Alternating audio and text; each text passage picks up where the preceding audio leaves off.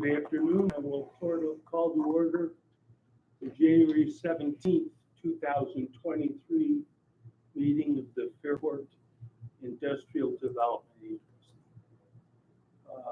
First on our agenda is public comment.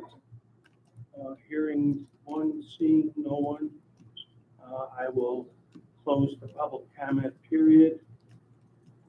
Our next matter is approval of minutes for the December 19th, 2022 meeting. Do I have a motion to approve? So moved. Second. Any discussion? All those in favor say aye. Aye. Aye. May I make a chair for point of order, maybe? We have a quorum here at Village Yes. Hall, and board member Clark is participating by telephone from a remote location. Thank you. And Donna, did you abstain? I abstained, yeah. Next, we have the December 19th, 22 public hearing minutes. Do I have a motion to approve that? So Me too, yeah. Any discussion?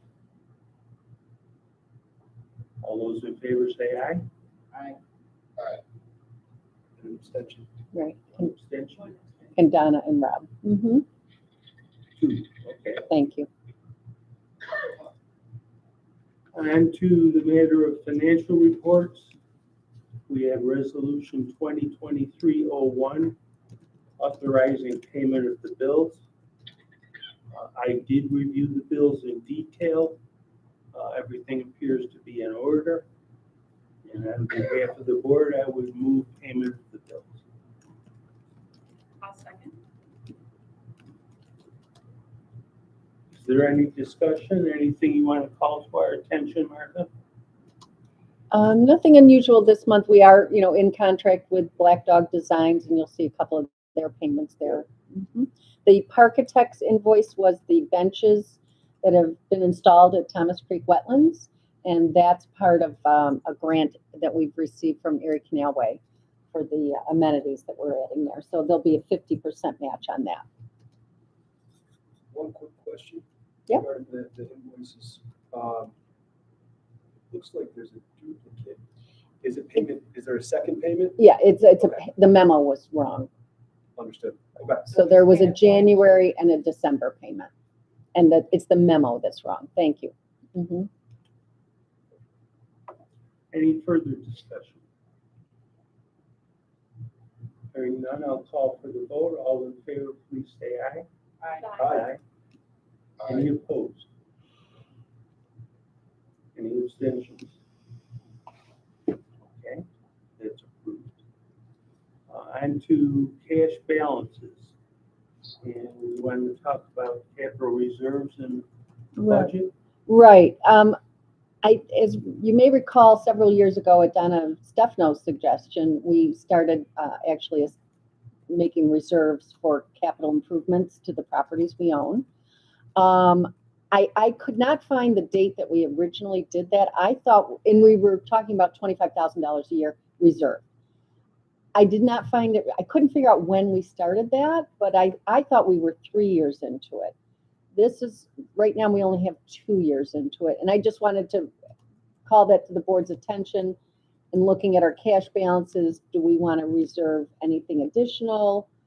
I'm sorry, I couldn't figure out from the minutes if we were needed to catch up or not, or we leave it as is. Again, you'll also see it. I've asked Gina, our bookkeeper, now to segregate it on the balance sheet, which is very helpful. So we did not charge any of the boardwalk against the capital reserves, because I think we're looking to build that reserve up and certainly take into account more of the unexpected or extraordinary repairs. But I guess the question would be, do we want to add additional funds to the capital maintenance reserve? Wonder what the pleasure of the board might be. Or have any thoughts? So we've been putting in 25 every budget year. Yes. our, It's not an expense item either. It's just, we're moving it, we're segregating it on the books. I would, given that pricing has only gone up higher than anyone can imagine and more rapidly, if we were to need emergency funds for one of our sites, I don't think the amount in that line item would go very far. And the numbers on our cash looks pretty healthy. What if we increased it an extra 25 now, or a higher number? I like your idea, and Martha, if you think that possibly we would have 3 years worth in there anyways, it seemed to be consistent with that as well. And again, as you say, on a cash basis, we certainly can afford it. Would that $75,000 then do we envision that being a rolling? We would maintain 75K in that reserve, or would we continue to add to it if we don't use it? I think we'd continue to add to it in anticipation of a larger project down the road. And again, we're thinking for the future boards, future whatever. If the boardwalk rehab, just the rehab of the boardwalk was $110,000. And that, the structure was maintained, the flooring was maintained, except for, really egregious parts of it. Yeah. But the vast majority of that was just replacing the top rail and the fence and the fencing. So if structurally either the boardwalk or the overlook became involved in something, I think that would be quite a bit of money. Is 25 enough, or should we go a little higher? Say bring it to 100,000. And again, there's no P&L impact. It's just segregating it so that it's there if we need it. What do we think a target, again, assuming we don't have to use it in any given year, what's the target number that we would shoot for to have that's our reserve? That's a great question. Because then it's a matter of how quickly do we want to get there to that number, Mhm. and that informs Right. this step, right? Right. There must be a standard for like a percentage of the value of the assets that you own. Sure. We primarily own land, but the exception would be the boardwalk, I guess, and the overlook currently. And the improvements to the parking lot? Oh, sure. Yeah. Depending on where we want to go with the North Main East parking lot. Yeah. And as you recall, we merely put in a gravel base when we expanded the parking lot. Should parking issues require additional, that's going to be a good penny. But to the dollar amount, I don't know what that number would be. I don't know either, but I do worry that if there was vandalism at the butterfly, Mm-hmm. or even the work that we're planning to do landscaping wise, to separate our parcel of that lot from other parking by private owners and stuff, that Mm-hmm. helps. Right. We saw how much it was to repair the butterfly garden, certainly. I'd be comfortable with 75 or 100, I think. And I kind of felt like Rob makes a good point, though. Well, I'm thinking if we're not sure what the top end is, I think we ought to go a little slower. Or if the top end is at least 100K. If that's In my mind, Oh, okay. and we have the ability to do it now, then getting to 100. I'm just thinking, when do we do this again? If we don't have to, we don't have to use anything. But a $50,000 increment this time to build up that reserve, and then revisiting seems to make sense. I just don't have, to Donna's, whether it's a percentage of assets or, the next time we get together for a one-off conversation, we brainstorm a little bit around what foreseeable things, right? Right. And anticipate what cost it would be so that we're doing it with some, a goal in mind, a thoughtful target. But I'm on board with 100K in a reserve. I would second that. Not any thoughts? No, I guess if we're not too strapped by funds, yeah, that's fine. Otherwise, I would say like hold it for discussion about Mhm. that. But I'm fine. Kevin, Yes, any thoughts? yeah, I like the idea of putting a sizable amount of money into that as a capital reserve, but maybe not necessarily as a capital maintenance reserve. That could be used for other small projects that we have come up. We can kind of target those too. So rather than titling the account maintenance, it could be capital project reserves or capital maintenance and small project reserves, something like that. So we're not bound to use that just for that. Understanding bigger small projects as opposed to what we're talking about how we're going to finance a major project, but just for some small things, we can have some money dedicated to that. As far as how much would go into that account, I'm not saying there isn't kind of magic formula to that. The way that municipalities typically fund those accounts is they look at their fund balance at the end of the year, unallocated fund balance. And if it was a healthy year, they make a healthy contribution to that. If the year wasn't so good, maybe there's no contribution or a smaller contribution. So, but if I'm not aware of any kind of formula that ties any amount of money in that reserve to any other number within our budget.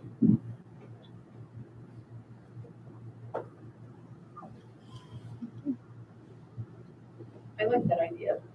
Thinking of it as maintenance and small projects. Mhm. And that's the 100K, so better. Okay. Yeah, we could title it just capital. Oh, reserve. yes. Mm-hmm. As to the amount, I've heard 25, I've heard 50, I have no problem with either. Myself. I'm good with an annual contribution of 25, then I'm going to get next year. Are we really drawing down on the reserve? Or do we have something in mind that may be useful? And take a look at it next year, see if we want to go for another 25, or how we want to.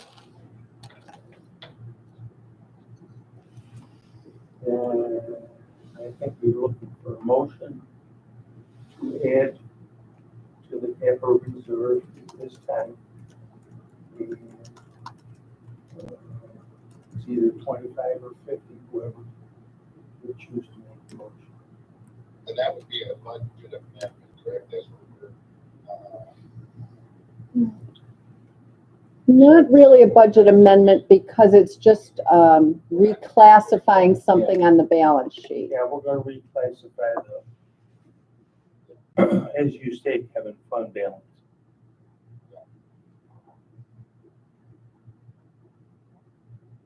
But if we're, 25.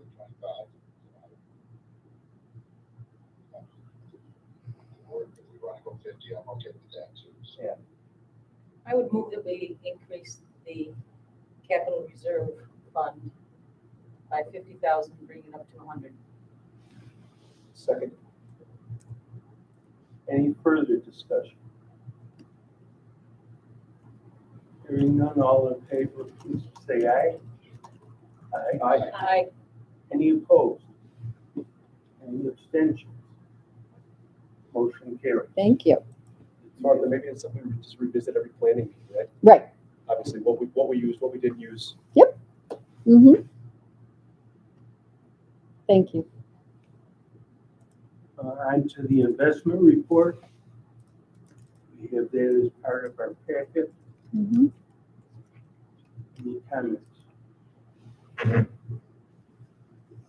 I will mention that because of the way the market's turned, we recently had a maturing CD that we reinvested back into our investment portfolio. So we'll see a little bit more of that. And I'm working with our rep, Megan Burke, to appropriately ladder the maturities and so forth. So.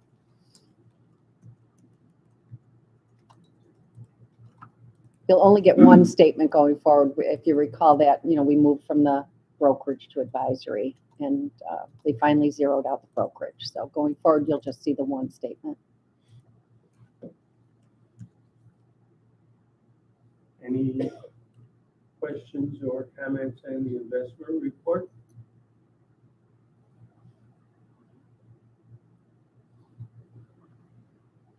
And how about the balance sheet in the P&L?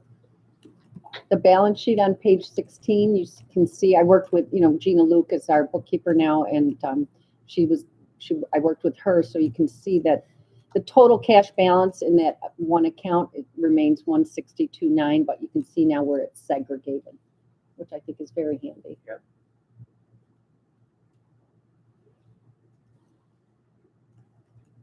Yep. And again, it's a quarterly.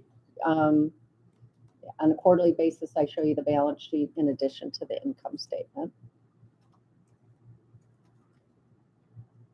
Any questions, comments there?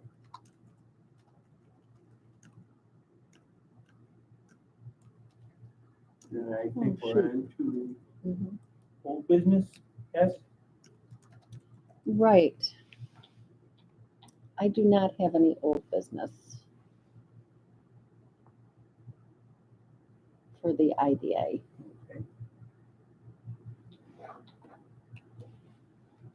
Page, please. Talk to that black dog, then I see this in the email. Just, I think is that old business? Oh, I guess that could be old business. Thank you. Sure, Rob. Thanks. Just want to make sure you're looking for information by Yep. Friday. Yes. All right. So the board had an additional package of materials that included a branding package or an update on a logo from our consultant, Black Dog Designs.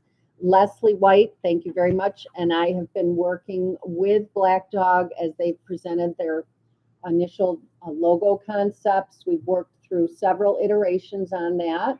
And because we haven't, I don't think we've shown those out to the board in a while, we wanted to bring you their latest iteration and talk a little bit about those and get your feedback. We don't have to exhaustively discuss this today. I would like to get some initial feedback that we can share. I've got a call with Black Dog tomorrow afternoon. And then Leslie and I talked about possibly asking you to rank out of these. Do you have two that you like? And if so, why? If you can, send that back to us maybe by Friday. Leslie, you want to talk a little bit about working with Black Dog and how we got here? Yeah. So if you recall, Black Dog came to town last fall, got some initial impressions and met with folks. And based on that, they showed us some initial ideas and concepts. Remember, we saw some really modern images and some big photos and grandiose designs that we've offered some feedback on, and then followed that up with some logos for us to start looking at and ways that they could be treated. And Martha and I, went back and forth with them a couple of times, as she said, and I think this is our third iteration of logos. At least, yeah. That they came with in an effort for us to be able to have a family of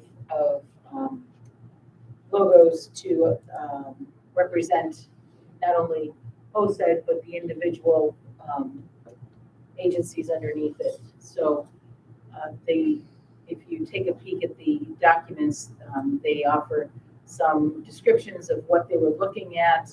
You'll notice that Some of them have multiple colors, are brighter than others, different fonts.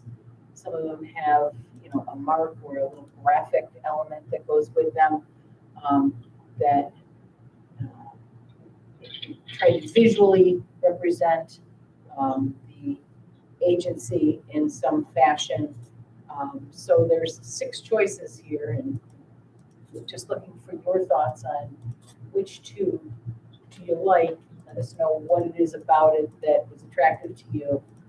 And our goal is that if we have some level of consensus based on just our initial look as a board, that we can provide that feedback to them. If we're all over the board, we may want to sit down sometime in early February just to talk through it and provide that level of feedback to Black Dog so that they can potentially bounce back to us with some more broader materials for our rebranding in time for our February meeting, which is at the end of the month, on the 27th. They've been chugging along really rapidly and taking our feedback and questions, and even when we turned our nose up at some things, they took it pretty well. Yeah. So, but they've been able to effectively explain what they were going for, what they were, their intent was in some of the the marks and some of the designs that they came up with, which we could understand, but even if it didn't work in our 2 eyes. So we've had some good meetings. Yeah, definitely. Does anybody have any favorites of what you've seen here?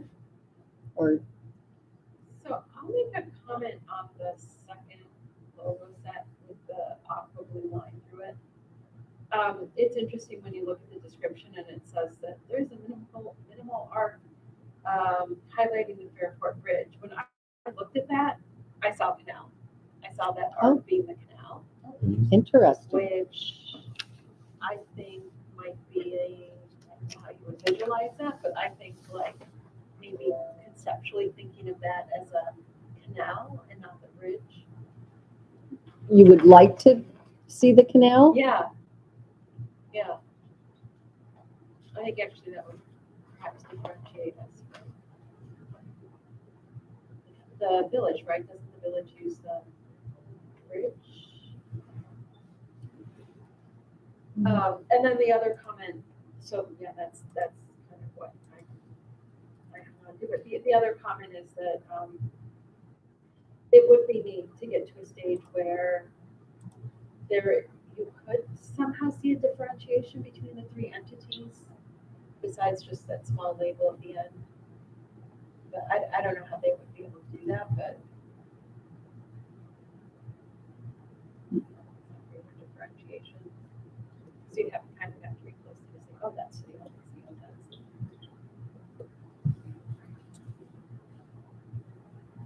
Mhm.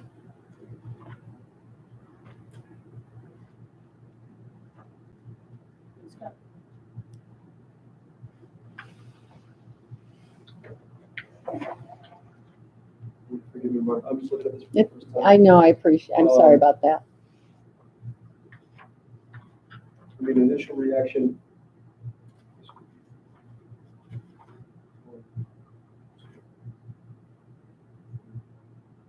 For the 4th family that has I'll call it snowflake Right. design. Mm-hmm. I like the bottom right, the circular. I like the spell out of what our organization, the umbrella organization is.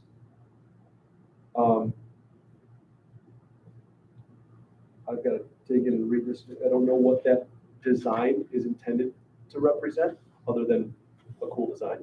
One of the things we worked with Leslie and I worked with them is emphasizing that there's 3 parts of it. And so that's one of the iterations that they came up with. Okay. So if you see, there's 3 the dark blue arcs and 3 of the light blue arcs, and that's essentially what it is. may or may not look like the bridge, may not, in some of them. Okay. But that one draws my eye. Just initial thoughts. I like that one. I like the idea of providing clarity around what the organization is, the umbrella organization, while also identifying individual agencies in some of those other offerings. But visually, I like that. That font, the OSET font in that family. But I'll dig into this and share some more feedback via email. Great. Yeah, I like that one too, because it also has that art that to me depicts the canal. The ARC showed up in, I think, their first set of logos to us. Yeah. And that really struck me. I remember commenting on that. So they've carried it through and then offered some other additional things as well.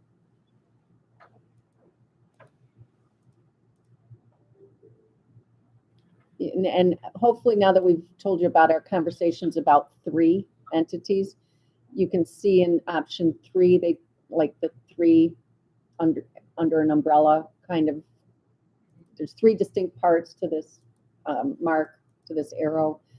They tried to represent 3 parts in option 5 as well. Option 6 was 3 as well.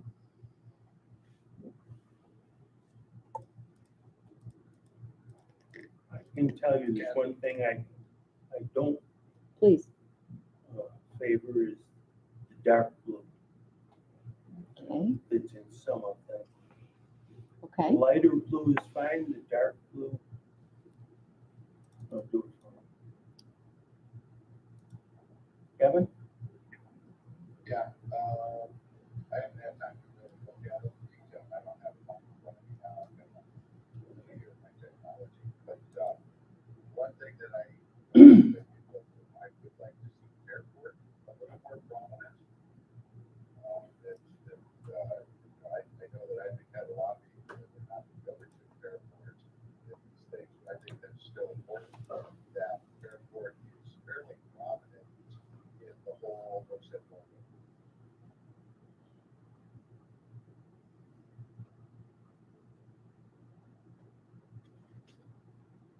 Little feedback to option 5 makes me think of the visual of the town of Parenton. I don't know if anybody else got that. Kind of the hills, I'm picturing. Yes, yeah, that's it. Oh, Yeah, there interesting. was something in that logo that was like singing to something else, and I couldn't figure out what it was. Yes. Yeah.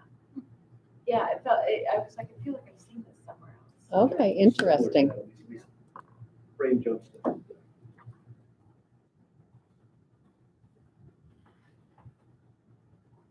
Perhaps option 4, your snowflake thing, brings in Kevin's concern about Fairport. Yeah.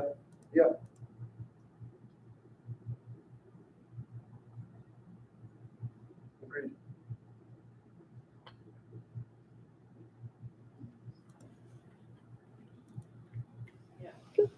You have something to go on now? No, I think that's great. I think that's great. Everybody's offered comment and, you certainly can we'd like you to spend a little more time with it.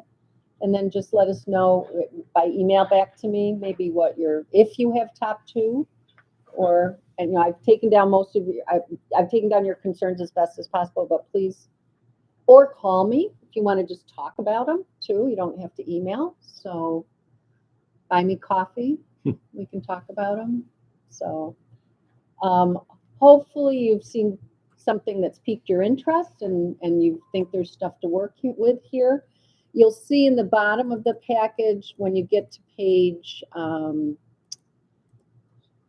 16, they're just giving us peeks at what they're thinking about photography wise for our website and perhaps an overview of what the website might look like. I have received several drafts for the branding messaging, and I've worked those over pretty good. So those aren't ready yet. The messaging, we're hoping to get this, and the messaging being the content that you'll see in our website or on our brochures or fact sheets or whatever. Right now, we're just focusing on the visual elements right now. We're still on, I would consider us to be on schedule with Black Dog. Their contract has a deliverable for the logo and the, business card layout and fact sheet layout and all those, the visual elements. That is January 25th. But I think when we signed up for that, we didn't, I'm going to be out of town all next week. I think, with the holidays and all of that kind of thing, Leslie and I talked about instead, could we ask them to deliver that set? What did we say, Leslie? After we offer them some, as a board, offer the feedback on the logo. Right. Yeah, we hadn't gotten to that point yet because of the revisions and so forth. So that perhaps if we come to consensus, if there appears to be a consensus, we may be able to have them deliver the final set to us. I mean, logistically, I'm not sure how we want to do this. If we want to push them out, I don't think we want to push them out to February 27th, which is our next meeting. I think we, as a board, should accept the product, though, right? The final product. So does that entail a quick meeting between now and our February 27th meeting? I almost think we can't get away without that extra meeting unless we push it to the 27th. In the background, they're still going to be working on the website design, and then plugging in what our branding comes up with. Maybe we ask them what kind of impact a delay to the 27th would have on them, and then based on the I'll ask- response, we. Okay. Yep. Because if they say nil, then we're fine waiting. Okay. If they say no impact to the broader, the Okay. bigger timeline. Good. Yes. I can do that tomorrow. If we push our logo branding out till 27th, how does that impact the final deliverable? Good idea. Thanks, Rob. One other quick question on this. Is the color scheme with the primary and the secondary, is that something that we were driving, or is that something that they were kind of bringing to us? We didn't focus too much on color, did we? I think when we saw lots of red, which of course is Ah. the primary color that tied to the village and of course the district, that we said that we would not be held, we don't feel as we had to be held too red, that we could stand out and offer some greater differentiation if we had an alternate color. It's a good observation, Rob, because through this, they're all very same. Yeah. So I can go back through some of their previous iterations had more colorful options. So we might say, show us these in a different color way. Sure. I mean, there were combinations of like teal and, green and orange. We saw different blues.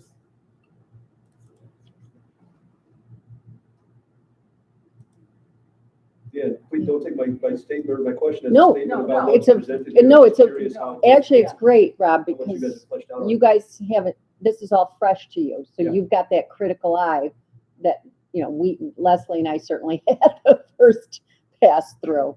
So that's a great observation. Could we see, would these others lend themselves, in a different color? How would it look? Mm-hmm. It's just a little off the ball, but maybe each one of our entities have their own color. Not really wild differently, but so then as you go with the different things in the logo, maybe each of those has extreme changes, with shade changes or something like that. Or,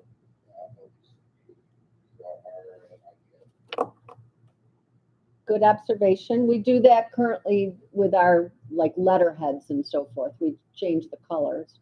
So that certainly might be a way to do it. Yeah. Great observation. Good stuff. Anything else on this topic? I think that's good, Chair. I'm good. Okay. And, no other old business, correct? Correct. Then we'll move on to new business and the report of the governance committee on our UTEP and on the open meetings policy. Rob, that was yours, I think. Yeah, happy to start things off. So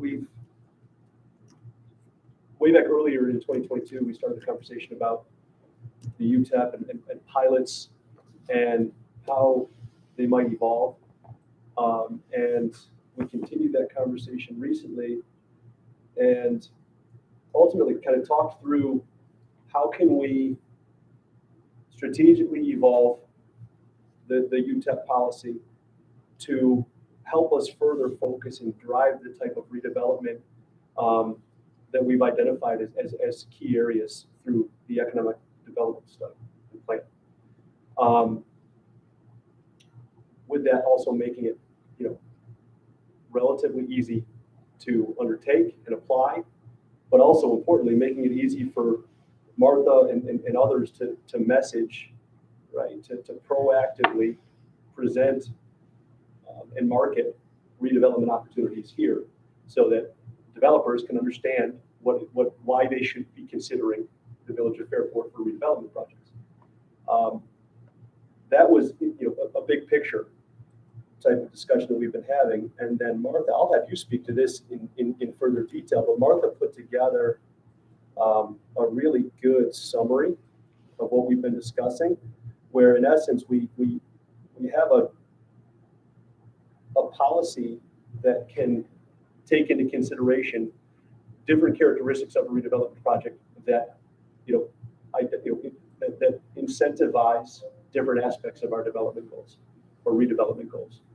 And Martha included some specific examples, but there's a standard UTEP policy and then enhanced policies based on how far, how many boxes are checked in regards to different aspects of that redevelopment and where it enhances or meets us in our areas of focus.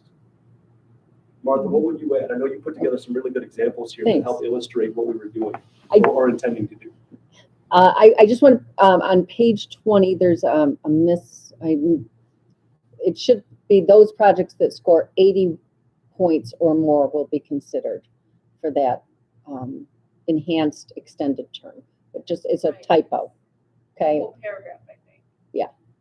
Because there's 20 to 50, 51 to 80. Right.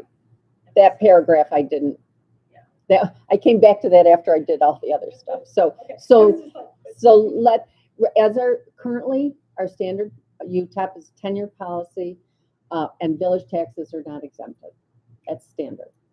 One of the things, and thank you, Rob, what we're trying to do is be very specific about what we're trying to incentivize here. So should a project score, and we'll talk about the scoring later, if they score between 51 and 80 points, based on how many targets they hit, we would consider extending the term of the pilot. And that would be, you can see that the total, they would reach full taxes in year 13 instead of 10, because we're going to hold it flat those first 3 years. For those projects that are home run, where we would consider extending the term and exempting the village taxes. Because again, it's meeting all the goals of the village's comprehensive plan. So this is not uncommon. I've seen this before. It offers an objective view. There is some subjectivity, thank you. Right. But there's a standard and everybody would be scored the same way. So it's not somebody, I don't like you, so you're not getting a pilot kind of thing. That kind of is eliminated here. So if you look at, I said, what would a 100-point project look like? What would be the home run?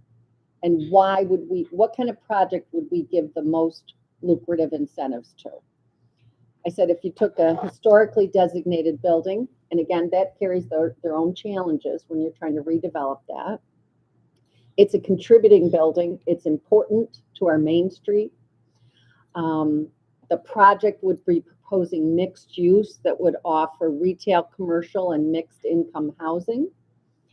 And it would create jobs for the professional, scientific, and technical company that we're looking for. So that project, and I just made one up. You can see an illustration of one. And then you look at is it mixed use, yes or no?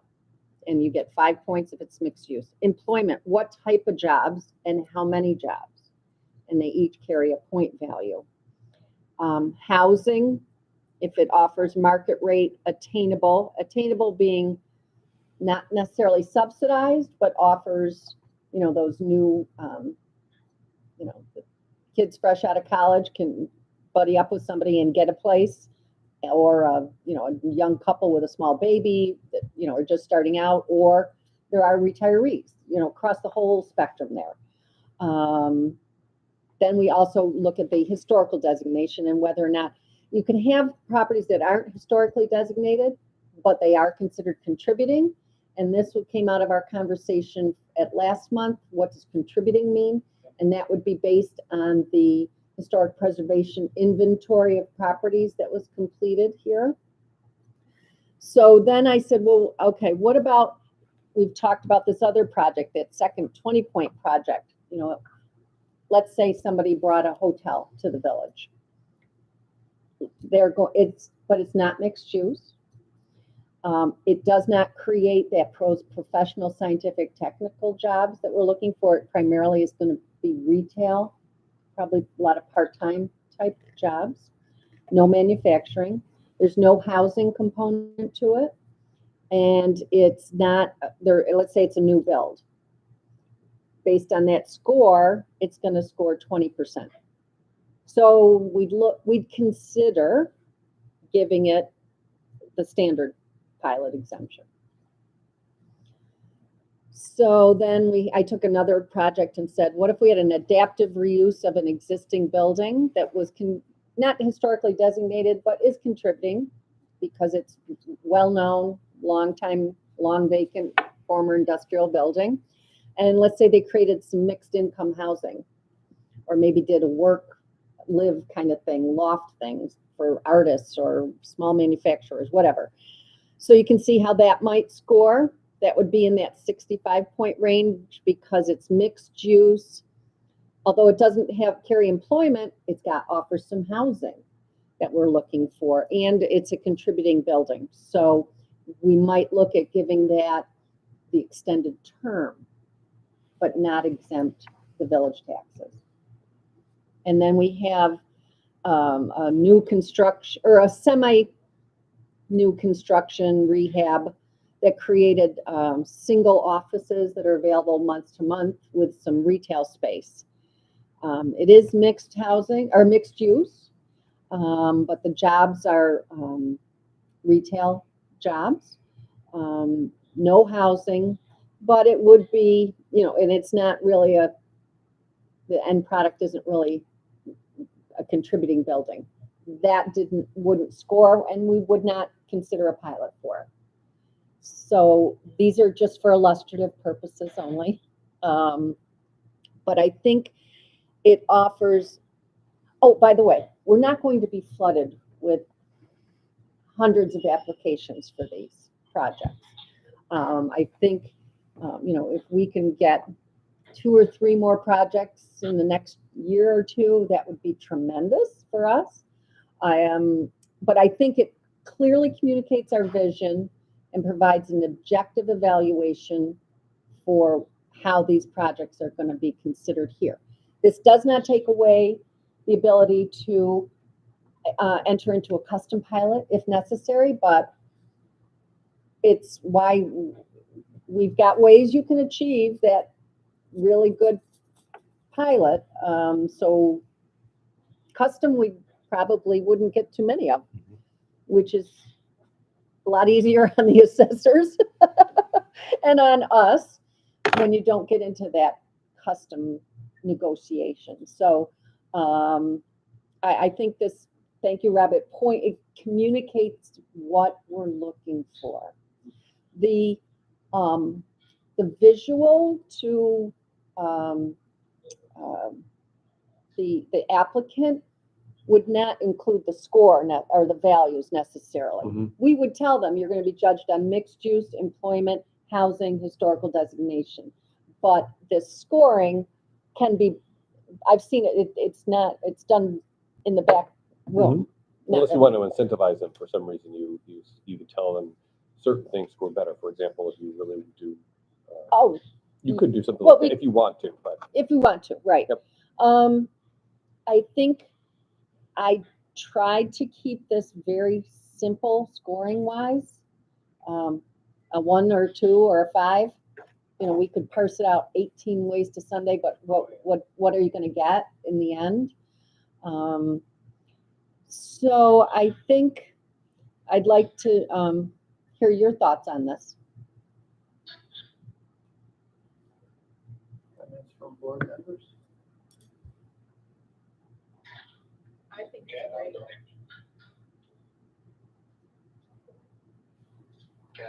Go ahead, yes, Kevin.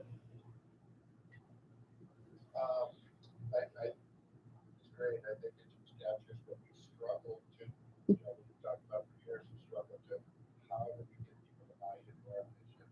And, how do we incentivize them to do that? And I think that this just, coming out of the strategic plan and prior conversations on UTEP, this is just perfect for a program that will get people or enable people to buy our vision and get rewarded for doing so. We've struggled with ways to do that, and I think this really captures it well.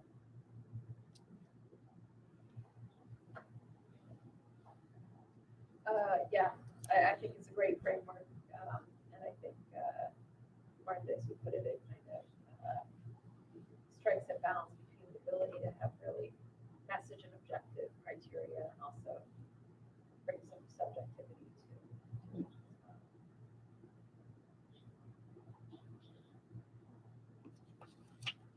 I agree that it's, I like the opportunity for us to show this to somebody and say, these are the things we're looking for. This is what if you can meet, multiple check boxes, we can, sweeten the pot a little bit for you. That's, they're all looking for. And I'd just add, with the scoring system, I think we don't need to incentivize market rate housing. So maybe we take a look at how many points we are allocating towards market rate housing. Because I think we could probably put a 0 there without hindering projects. And that would likely make the attainable and the affordable housing levers stand out more for that redevelopment. The developer looking at a project, again, further driving them towards those options as a way to score points and increase the likelihood that they would get an extended option.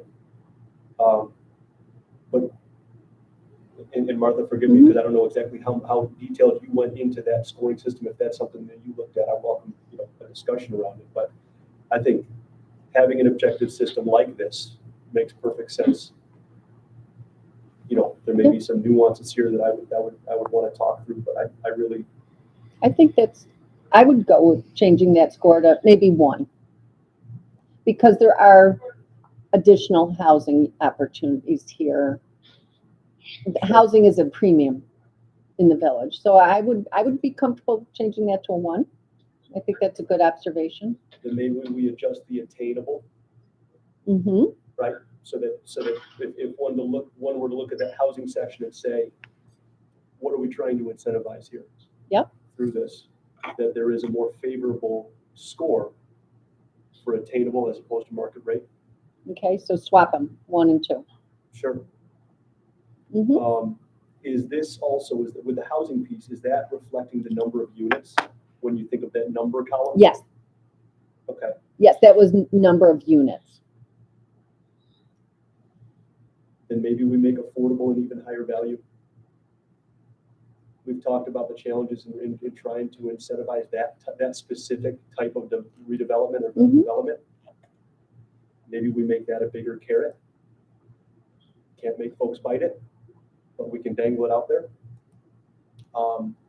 Because it occurs to me, right, if someone has a project and they're looking at a single point for market rate,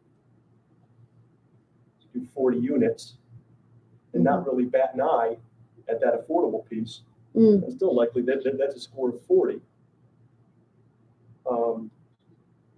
Where they're hitting pretty high on where what we would consider for expanded or extended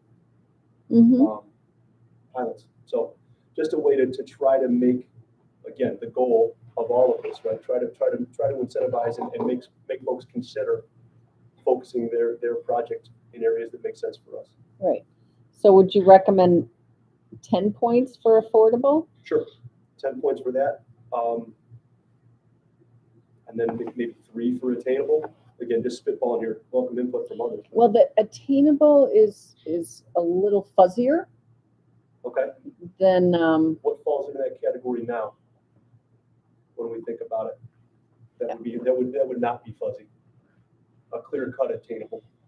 attainable would be if, let's say you were putting in brand new, beautiful apartments, but that they offer a studio at a reasonable, I don't want to say reasonable price, but the way they do it is they make the units much smaller.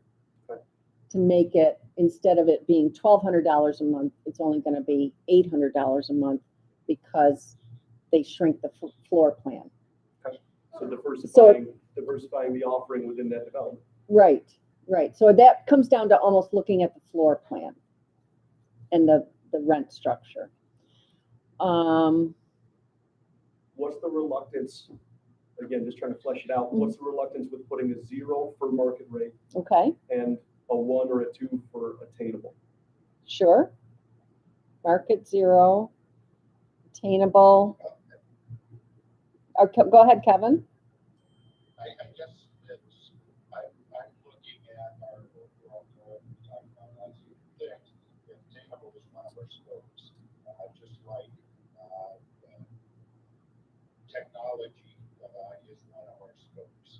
And I'm not sure that I'm really thinking that we should skew this thing too much in favor of a developer saying they're going to give us attainable housing. I'm just wondering if we could lose opportunity because of that. I'm not saying that attainable should have a point higher or something like that, but I'm just worried that we might be skewing it, that we have building that is a really nice mixed-use development project that is costing the developer a lot of money to do that entire project. Retail, restaurant, all of the things that are going to make a great project, and then lose points because the housing is going to get maybe something that is market rate. I'm a little nervous on that whole concept.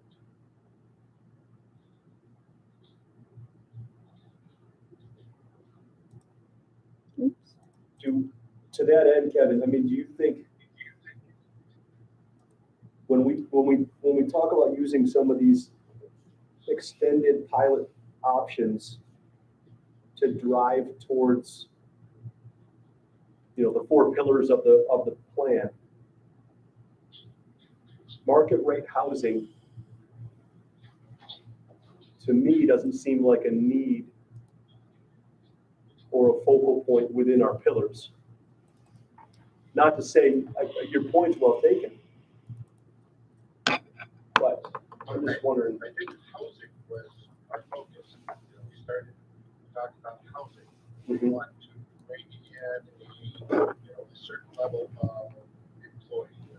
Arthur mentioned that we're using the 20-something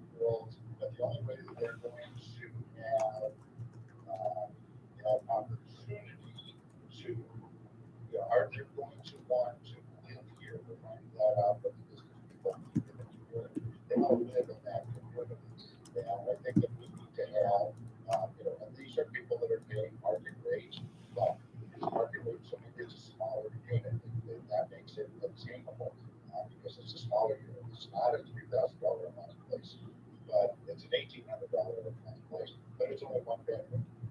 So things like that. And you know, and maybe we're getting tied up in some semantics here, which almost kind of intentional on our part to start talking about it, as opposed to using the term affordable as opposed to attainable, and probably be arguing on the web. But I'm thinking market rate for a smaller unit is still, you know, attractive housing, all that what we're looking. And market rate for a smaller unit, if I'm understanding right, is attainable.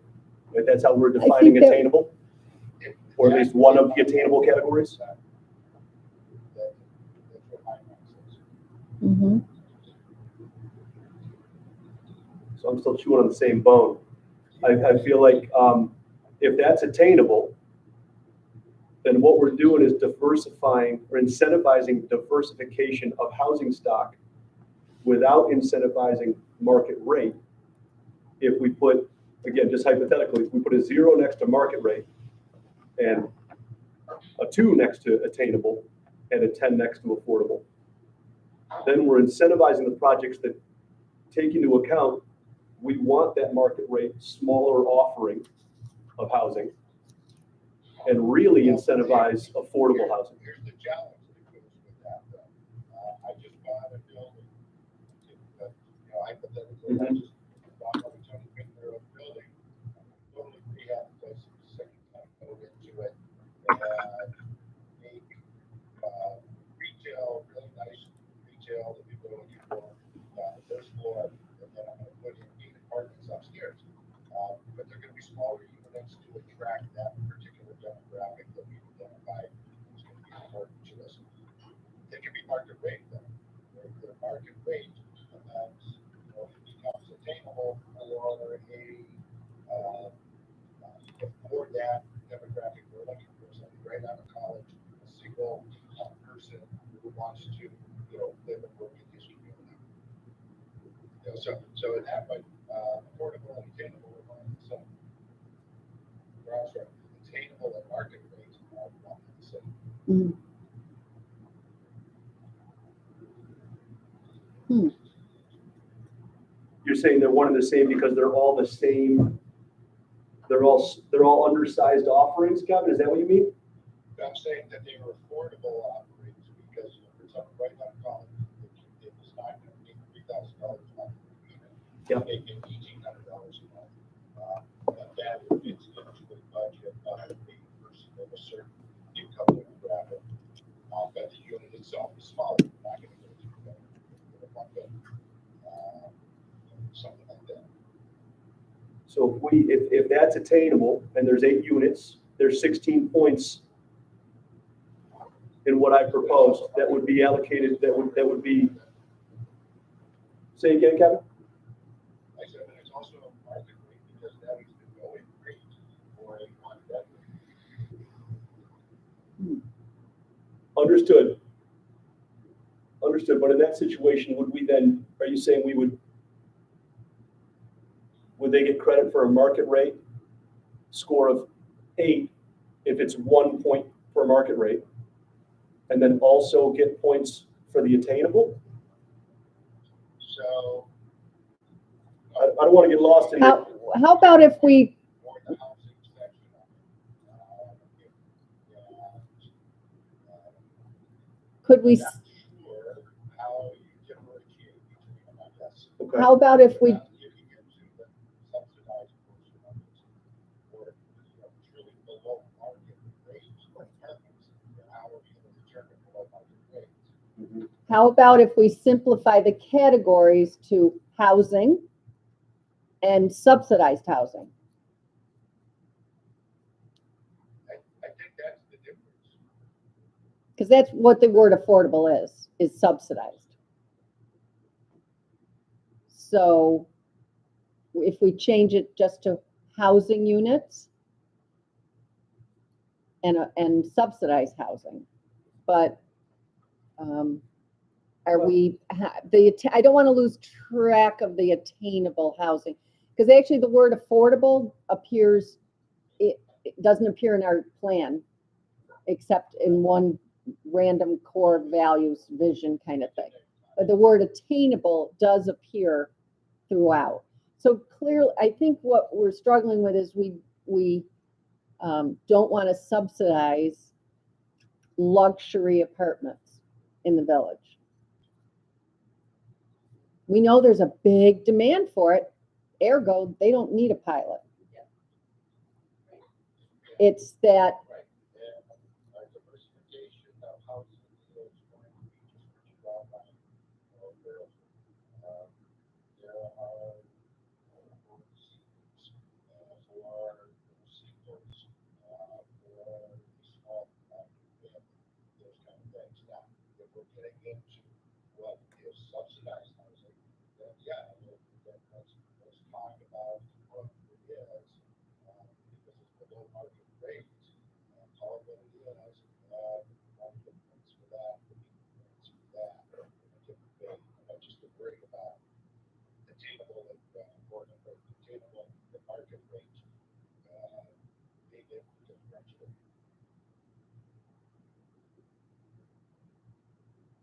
We'd certainly have to codify attainable on some level, right? Or define it somehow so that it's clear to a developer or redeveloper as well.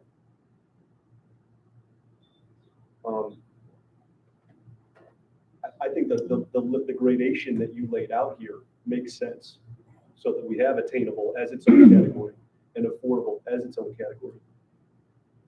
My key point is let's try to drive that diversity. And I'm okay with that. I think that works, but so much of that stuff is going to be hard, but unless it's subsidized from some corner, it is still going to be market rate. Even if it's attainable.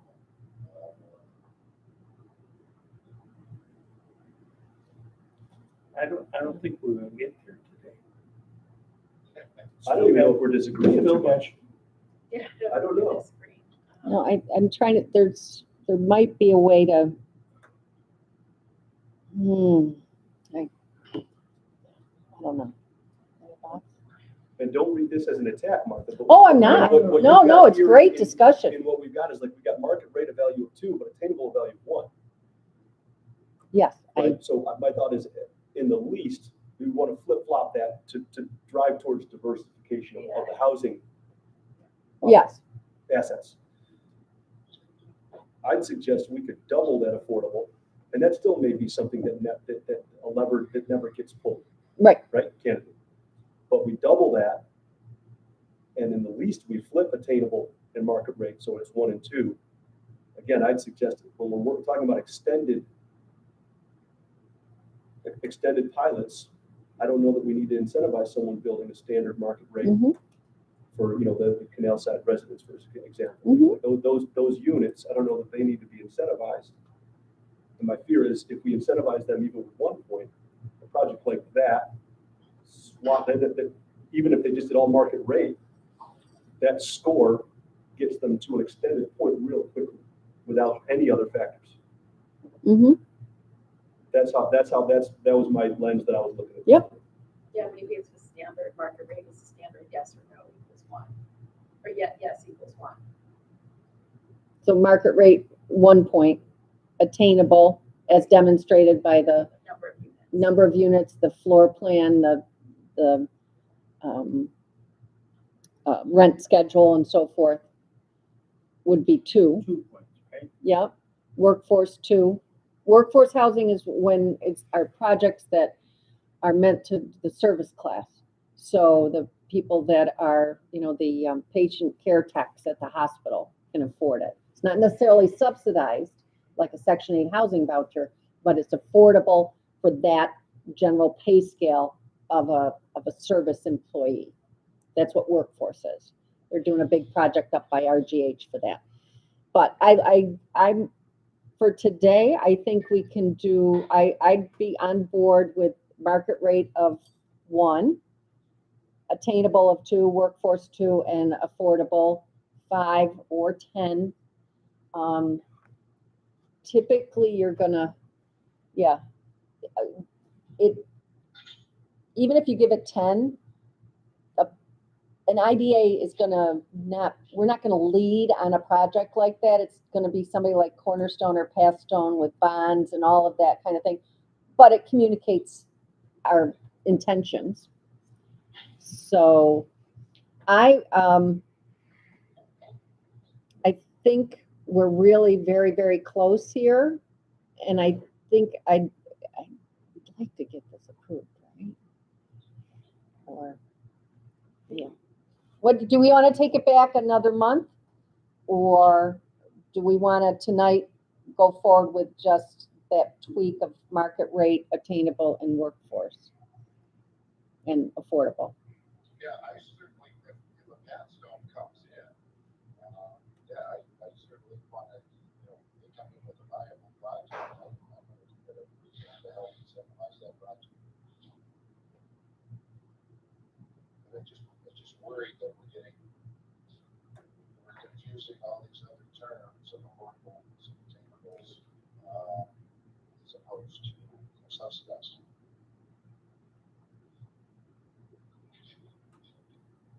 Oh, back to Donna's comment. Was it, are you creating housing units, yes or no? And give you a point for that. Are you creating affordable subsidized housing? That's another point. Yeah. And Or 10, the first one would be 10 points, the second one would be 20 or 30 points. So it's not based on units, it's not a Right. multiplier, it's more just if you check this box. If your Yeah. project checks this box, it's 10 points if affordable is involved. Yeah. 5 points if attainable is involved, or 1 point if it's all market rate. Yeah. right, I think we'd have to, if we just bring it down to those two categories, which is not a bad idea, I would want to do some work on the scoring, because I think it matters if somebody just throws one apartment on top of a building, not what we're looking for. So, I can do some more work on that housing component, for sure. Do you want to revisit this in February? I think we're only gonna do it once, so maybe we just do it right. Sounds good. It's a good discussion. We're also currently live streaming. There may be people that want to offer comments, and we encourage them to reach out to us. The package was shared with the village manager and with the village trustees liaison. So, perhaps they're listening tonight, and we'll get some feedback as well. It doesn't hurt to not finish this tonight, but I think I'll just work on that housing scoring component. Does that sound good to everybody? Absolutely. Really good discussion. Really appreciate it. Thank you. So we'll have no action on that tonight. Correct. Thank you. Very, very good discussion. Thank you. And hopefully another good one here, right, around open meetings policy. This is another topic that came up in governance, and it's born out of governor's amendment to the open meetings law, governing how folks can participate in public meetings, public hearings.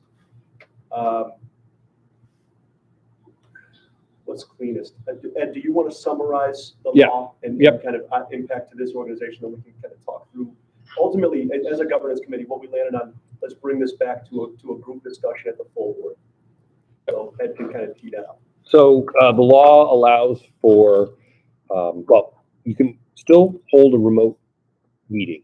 The issue has always been those who are remote, they can't count towards a quorum, and their vote doesn't count if there's basically they can't be the deciding vote.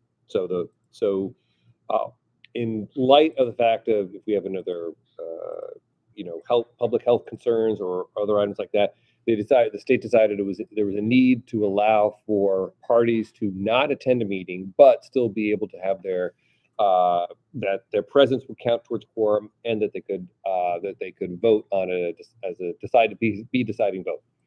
in order to allow for those two instances, the quorum and the voting, and for someone to be remote for those to apply, this board would have to approve a policy allow for a remote participation. And I keep calling it participation, but it's not true because you're able to participate always remotely. Okay. It's really the ability of the quorum and the voting to count. But you'd have to adopt a policy to do that. And even when you adopt that policy, you still have to jump through various hoops. So I don't know if you want me to get into specifics about the qualifications to be able to set that in motion. Like, I'll give you an example for tonight. For the chair, Kevin, to be able to for him to count towards a quorum and for voting, we'd have to have a policy in place. Oh, wait, count for voting in the matter of being a deciding vote. Deciding vote, correct. Okay. Yep. So we would have to have a policy in place. And here, because we have 3 or 4 in this room in a public setting, you count towards the quorum.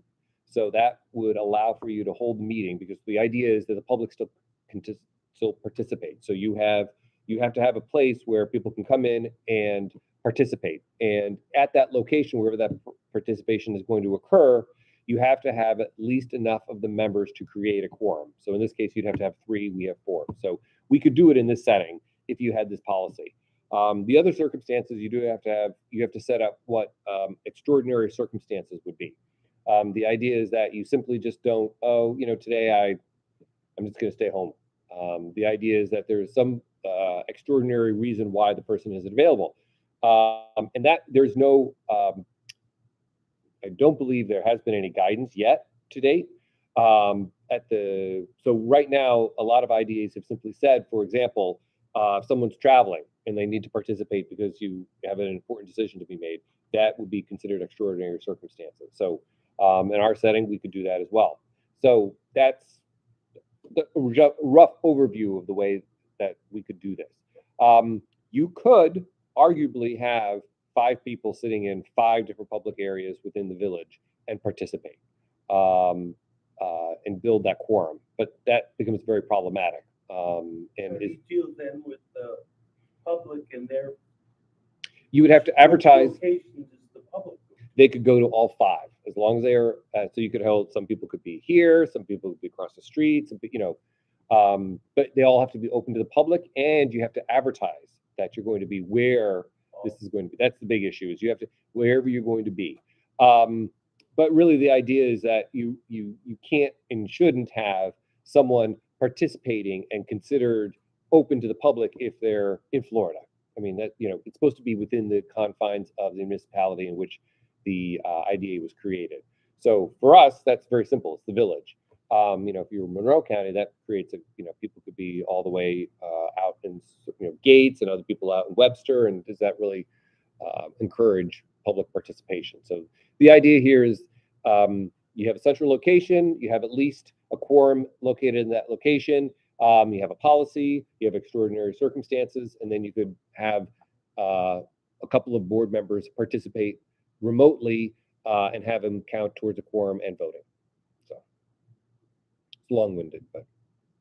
Ms. White, you did some additional research on this. Do you have any additional comment to inquiring minds want to know? Well, naturally, I had to ask, because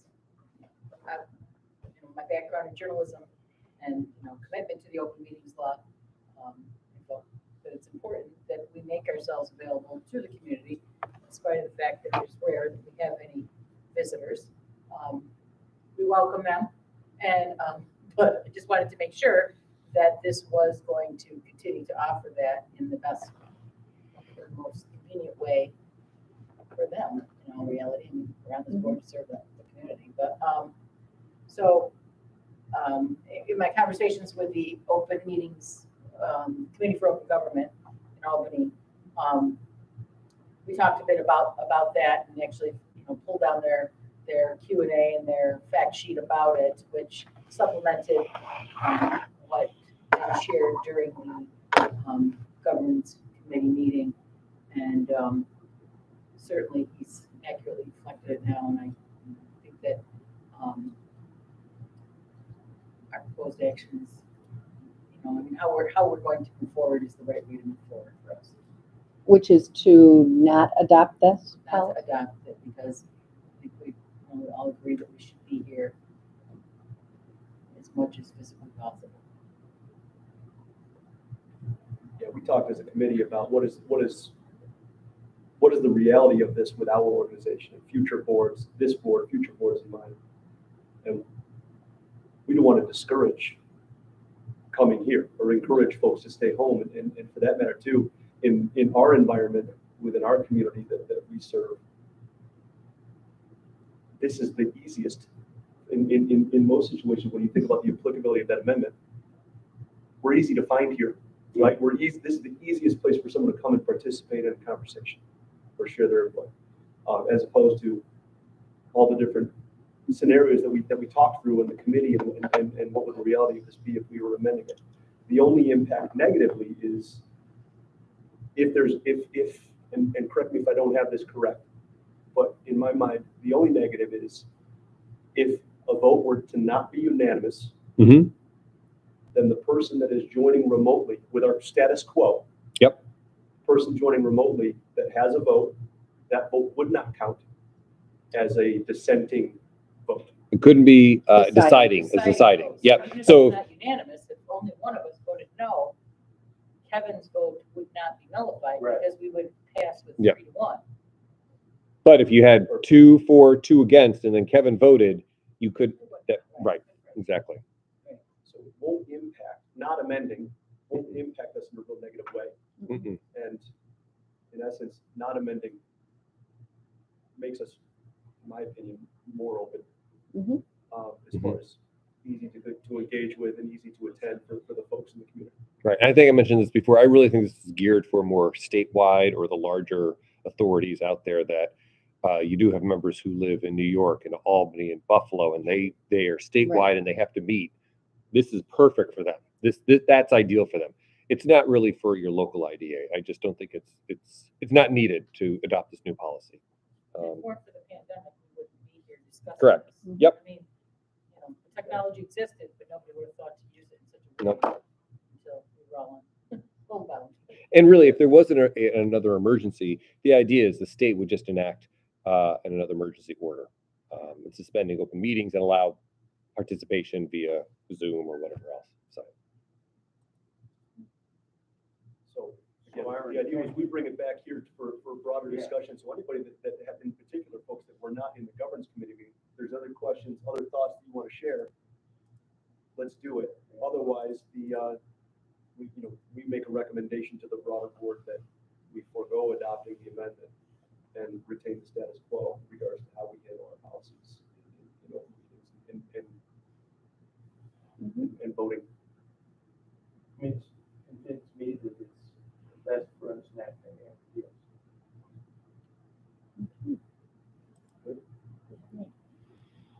Kevin lost his connection. Oh, okay. That's the phone next to me calls. Is that him calling back? Yeah.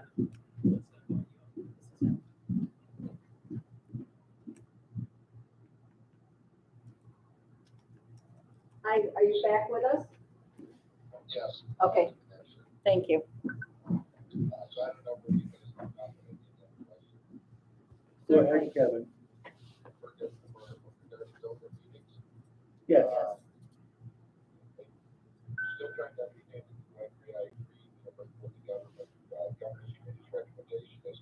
But to add, I asked the question, the other, we have earlier vote today, the second, meeting minutes approval. For 3 of us in attendance at that meeting, I was one of them, and I promoted, and I voted yes. So we needed to have, 3 people approve the minutes, and I wasn't there, just my vote count. Well, if Since- there were three of us at that meeting. 2 of the 3 voted in favor. Yes. Right. Because only 3 could vote on it anyway, because we were the ones that were there. So 2 of the 3 of us Doesn't voted in have to be favor. 3 of the 4. Correct. Thirds. Correct. Okay, so. So So his vote would count because it was not a deciding vote. Correct. In a circumstance such as that, would my vote count? Would his vote count? Yes. Yes. Yes, because you, So my vote still counts, okay. Yeah, your vote still counts. It can't be a deciding vote. So Right, if I voted yes and Ken voted no, you would not be able to vote either to make the yeah, deciding vote. it would be No, you can vote, but you cannot be the deciding vote.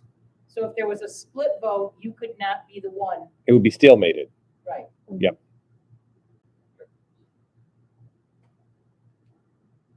All right, are we at a point then, we've decided no action is necessary at Mhm. this time? Mhm. Okay. Yes. Anything else under new business? I just wanted to report that I'm working with the Labella and the people that own 75 North Main on the Restore New York grant. That application will be submitted by the end of the month. That's hopefully a $2 million reimbursable grant to redevelop that property. Also having conversations with the owner of the Bank of America with regard to what he's proposing there, and it's going to be a great project. I'm trying to influence him to hit a few more points of our economic development plan. And he seemed interested in discussing it further, and I can certainly show him the specifics of what it really might look like. So I appreciate that. So I just wanted to let you know about those things. All right. Anything else from the board under new business?